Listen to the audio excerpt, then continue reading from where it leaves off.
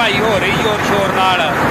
ਤੇ ਤੁਹਾਨੂੰ ਵਿਖਾਲਦੇ ਹਾਂ ਦੀ ਟਰੈਕਟਰ ਦੀ ਪਰਫੋਰਮੈਂਸ ਵਿਖਾਲਦੇ ਥ੍ਰੈਸ਼ਰ ਤੇ ਕੀ ਕਰ ਰਿਹਾ ਵਾ ਤੇ ਮੁਕੰਮਲ ਡਿਟੇਲ ਤੁਹਾਨੂੰ ਦਿੰਦੇ ਆ ਵੀ ਦਾਣੇ ਝਾੜ ਕੈਸਾ ਨਿਕਲ ਰਿਹਾ ਵਾ, ਦਾਣੇ ਯਾਰ ਕਿਸ ਤਰ੍ਹਾਂ ਦੇ ਆ। ਤੇ ਵੀਡੀਓ ਸ਼ੁਰੂ ਤੋਂ ਲੈ ਕੇ ਐਂਡ ਤੱਕ ਵੇਖਿਓ ਤੇ ਜਿਹੜੇ ਬੰਦੇ ਸਾਡੇ ਚੈਨਲ ਤੇ ਨਵੇਂ ਹੋ ਸਾਡੇ ਚੈਨਲ ਸਬਸਕ੍ਰਾਈਬ ਕਰ ਲੈਣ। ਓਕੇ ਜੀ, ਸ਼ੁਰੂ ਕਰਦੇ ਜੀ ਵੀਡੀਓ। ਹਾਂਜੀ, ਟਰੈਕਟਰ ਵੀਅਰ 640 2010 ਮਾਡਲ। ਪਿੱਛੇ ਥ੍ਰੈਸ਼ਰ ਆ ਆਲੀ ਨਵਾਜ਼ ਰੇਟ ਵਾਲੇ ਦੀ ਸਰਬੋਤਾ ਦੀ 2021 ਮਾਡਲ। ਤੇ ਤੁਹਾਨੂੰ ਪਰਫੋਰਮੈਂਸ ਵਿਖਾਲਦੇ ਆ ਮੁਕੰਮਲ।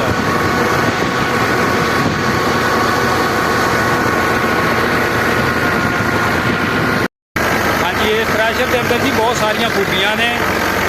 ਇਸ ਥ੍ਰੈਸ਼ਰ ਦੇ ਅੰਦਰ ਨਾ ਕਟਰਾਂ ਦੇ ਨਾਲ ਛੁਰੀਆਂ ਲੱਗੀਆਂ ਨੇ, ਜਿਸ ਤਰ੍ਹਾਂ ਚਾਪਰ ਦੇ ਵਿੱਚ ਲੱਗੀਆਂ ਹੁੰਦੀਆਂ ਨੇ, ਜਿਹਦੀ ਵਜ੍ਹਾ ਦੇ ਨਾਲ ਕਣਕ ਗਿੱਲੀ ਸੁੱਕੀ ਦੇ ਨਾਲ ਇਹਦਾ ਖਾਸ ਫਰਕ ਨਹੀਂ ਪੈਂਦਾ ਔਰ ਟਰੈਕਟਰ 'ਤੇ ਵੀ ਲੋਡ ਨਹੀਂ ਆਉਂਦਾ।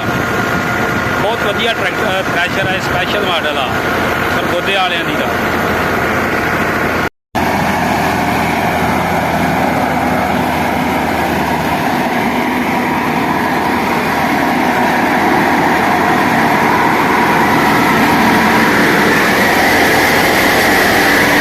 ਹਾਂਜੀ, ਇਸ ਤਰ੍ਹਾਂ ਦੇ ਦਾਣੇ ਦੇ ਜੀ ਨਿਕਲਣ।